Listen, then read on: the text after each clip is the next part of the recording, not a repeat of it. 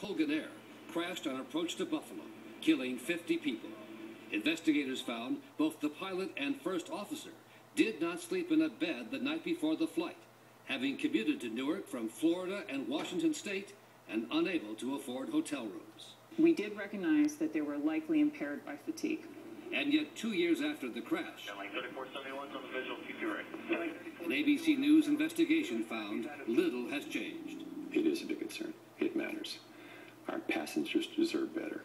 An estimated 70% of regional pilots, hundreds of them, commute to their bases and end up in what are called crash pads the night before they report for duty.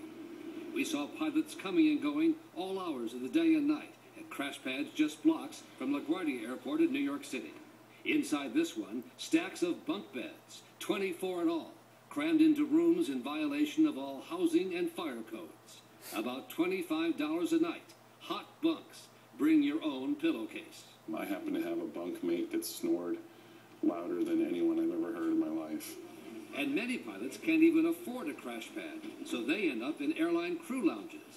The airlines claim it's against their rules, but a pilot for U.S. Air Express provided these pictures to ABC News inside crew lounges in Philadelphia and New York. That's disrupted sleep. You're not going to get full consolidated sleep doing that.